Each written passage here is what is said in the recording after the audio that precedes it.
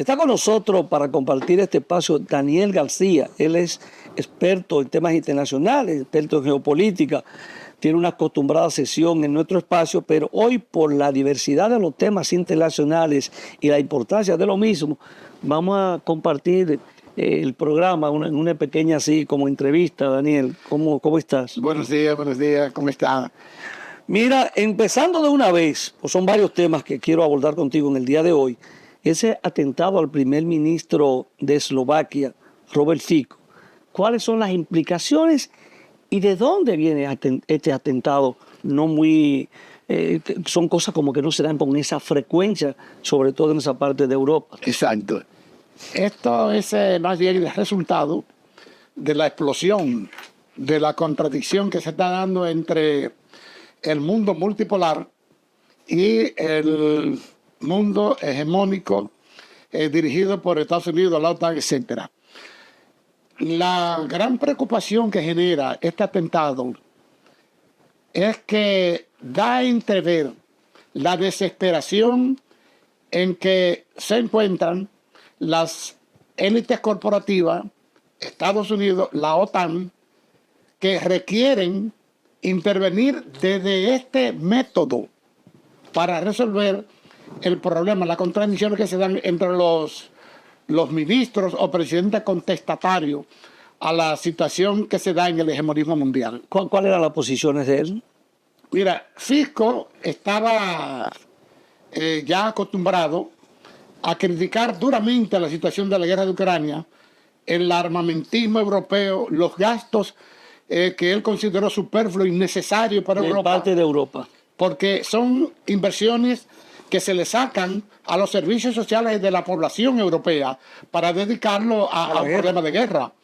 Y además el problema también de su interés en investigar el resultado de la industria farmacéutica que llevaron al hecho de que con su actitud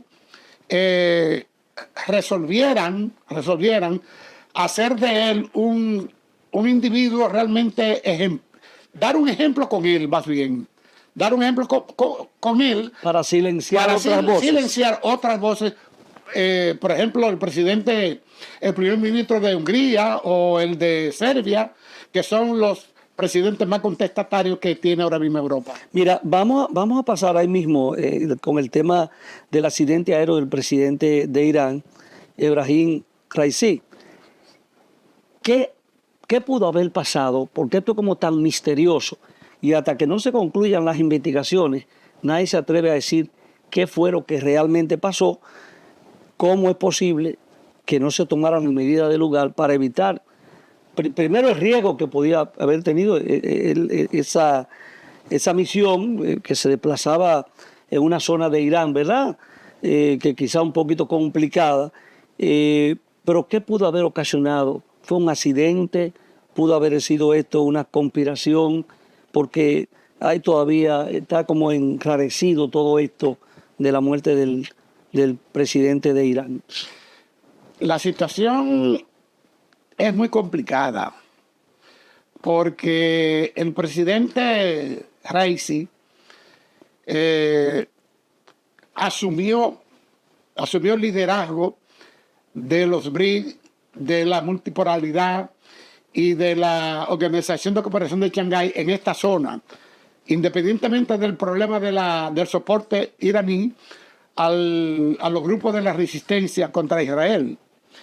Hay varios detalles que son importantes mencionar. Por ejemplo, el puerto de Chabahar, donde Irán y la India llegaron a un acuerdo para desarrollar por esa vía el acceso de los productos indios a toda la zona de Irán, de la Euroasia, y desde ahí a las aguas que bañan el Golfo de Omán, o sea, los países como Arabia Saudita, Emiratos Árabes Unidos, que son los países de más alto consumo del mundo.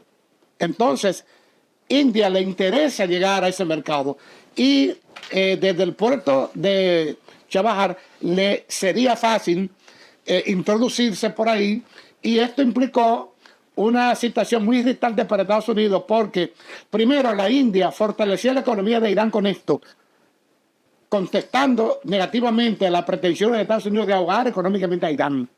Por otro lado, la India también se declaró adversa a las pretensiones norteamericanas y Estados Unidos amenazó a la India con sanciones muy drásticas al permitir esa inversión. Al permitir esa inversión y ayudar a Irán a romper las sanciones que Estados Unidos le ha metido por todos lados. Entonces, ¿qué ocurre?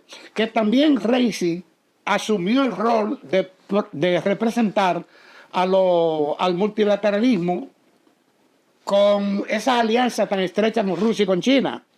Con Rusia, inclusive militarmente, ayudando a Rusia a fortalecerse en las embestidas contra la OTAN en Ucrania. O sea, se creó mucho frente. Pero pudiera ser entonces ya, para pasar a otro tema que también es importante, que no fuera un accidente, sino que fuera provocado.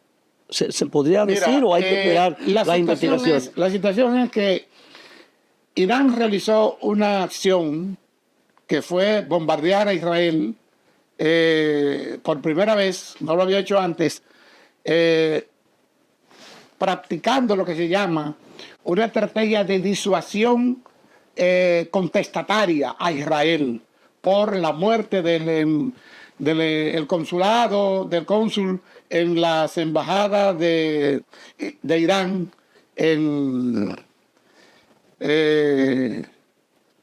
ahí fronterizo a Jordania, en la Siria, sí, la embajada siria.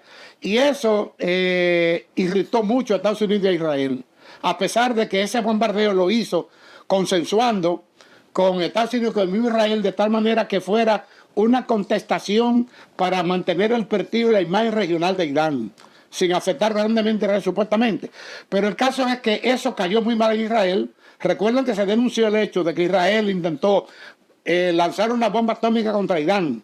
Y eso Rusia tuvo que intervenir para resolver ese problema. Pero usted prefiere esperar las investigaciones del organismo de seguridad que pudieran estar colaborando de otros países, Rusia, por ejemplo, para decir qué ocurrió realmente con el presidente de Irán. Es lo más sensato en este caso. Mire, la visita de Vladimir Putin a Xi Jinping, yo creo que en términos geopolíticos es un acontecimiento importante, ¿no? Claro, no es la primera vez que se encuentran. Ellos conversan de manera permanente, pero ya la visita en sí, ¿qué implicación tiene esa visita en medio de esta disputa, ¿verdad? Por la hegemonía y el control, el nuevo orden internacional. Mira, en verdad, creo que será el acontecimiento geopolítico más interesante y más grande que se realizará en el año, porque es tan trascendental que se acaba de concretar un manifiesto de 10 puntos que se refiere a lo que va a ser el mundo multipolar. Esto es grandioso, esto es excesivamente interesante.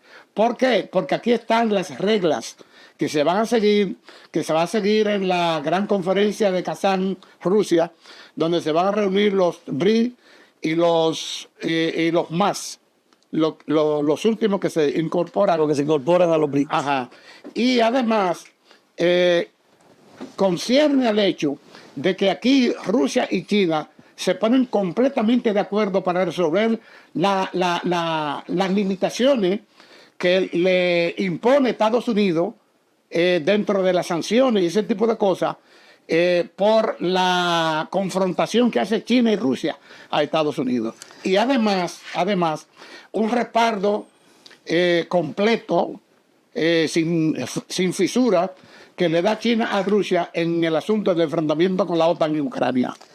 Y el tema de esta sorpresiva decisión o, diríamos, posición de la Corte Penal Internacional de Justicia de La Haya de tratar de que sea hecho prisionero el presidente de Israel, el primer ministro de israelí, Benjamín Netanyahu, a propósito de ese genocidio que se ha cometido de parte de Israel en la Franja de Gaza. ¿Qué implicaciones puede tener y si tú crees que esto es posible que se pueda materializar? Mira, lo más interesante como noticia que tiene esto es que por fin estas denuncias de Sudáfrica, de Venezuela y de Turquía que se suman apoyando la iniciativa, es que se hace justicia a los 15.000 niños muertos en la Franja de Gaza por el ejército israelí y a las 12.000 madres. Y si esto no es genocidio, pues iba a ser dudoso que el fiscal general no reconociera esto como genocidio. Lo que queda por verse es si el Tribunal de Justicia, el tribunal, o sea, el conjunto de los jueces, va a respaldar esta medida del fiscal, porque este fiscal de por sí es muy contradictorio, por la razón de que en una ocasión, cuando esta posición de fiscal la asumía una africana no recuerdo el país ahora, que estaba investigando los crímenes de guerra de Estados Unidos en Afganistán, fue privada de los medios necesarios para ella ejercer la función por órdenes de Estados Unidos. ¿Tú crees que puede ocurrir lo mismo con este caso? No lo creo, porque este fiscal es muy al estilo de la justicia norteamericana. Y desde ahí entonces, que él incluyera a Hamas, a los dirigentes de Hamas, también, o sea, no solo, la misma no solo acusación, Benjamín Netanyahu, sino cuando exacto. La situación es absolutamente diferente, porque hay que tener en cuenta que la política de Israel es una política demográfica de impedir que los niños se hagan hombres y que las mujeres paran niños. Desde ese punto de vista, el crimen es doble. Y el fiscal debió tener en cuenta toda esta situación para hacer una decisión si eso se pudiera materializar, podría ser detenido en cualquier otro país, no necesariamente es difícil en Israel. Eso es lo que se estila, que sería un prisionero de su país. Que no pudiera salir. No podría viajar, no podría salir a ningún sitio. Porque puede ser detenido en cualquier lugar. Aún Estados Unidos... Si tiene los medios, la Corte Internacional, para que eso se materialice. Eso es otra cosa. Sí, eso es así. Porque ellos no tienen una policía, una Interpol. Ellos se refieren más bien al derecho de los países que han firmado su integración a la Corte y que por su integración se ven en la obligatoriedad de ejecutar decisiones de este nivel. Bueno, finalmente, muy breve, el tema de las elecciones de Estados Unidos en el mes de noviembre. Ya está muy cerca, la situación sigue bien complicada. El caso de Biden, que sigue en una situación muy difícil, y parece que las últimas encuestas vienen favoreciendo a Donald Trump. ¿Y qué podría ocurrir? Esa candidatura llegaría al final, puede ser sustituida por Michelle Obama, que ha salido a los medios, ¿no? ¿Qué tú crees de esta situación? Mira, la situación de Estados Unidos es muy difícil porque se sigue insistiendo en la continuidad en el gobierno del Partido Demócrata. Y eso conlleva una amenaza muy seria de guerra civil en Estados Unidos, porque ellos continúan segregando poblaciones identificadas como republicanas y aumentando en los estados donde ellos tienen menos posibilidades las poblaciones con emigrantes para que voten a cambio de la residencia y de trabajo por el Partido Demócrata. Pero tiene mucha desventaja. Biden. Situación electoral en estos momentos. Sí, ¿Cómo tú la la ves? situación tiene mucha desventaja porque la crisis personal de Biden con su salud lleva al hecho de que los mismos demócratas se estén planteando que si la situación se agrava, particularmente en el debate presidencial que va a haber ahora entre él y Trump, si no da la talla en el debate, pues puede ser sustituida por Michelle Obama, donde precisamente Obama, que se dice que es el presidente detrás de Biden, tiene la intención de impulsar a Michelle porque sería prácticamente como una reelección indirecta de él. Y por eso muchos medios en Estados Unidos están perfilando a Michelle Obama. Sin embargo, hay muchas contestaciones por la razón de que Michelle Obama es negra y dicen que ya como negro bastó la presidencia de Obama. No, y que sería la pareja, pero tampoco se puede ver eso de esa forma. O sea, Pero ya no negro puede ser un solo, pero la por sociedad favor. norteamericana Bueno, es muy sui generis. Bueno, Vamos a ver esos qué pasa. esos son los trompistas. Pero Trump la tiene toda ganada. Eso, esa minoría, esa mayoría blanca, no Sí, republicana, pero Trump la tiene toda ganada. radicales. Bueno, hemos llegado al final del espacio. Muchísimas gracias, Daniel. Así es que Gracias a Dios, gracias y compartir pasen buenos días. el espacio, y a usted, amables televidentes, nos reencontramos el próximo domingo, Dios mediante.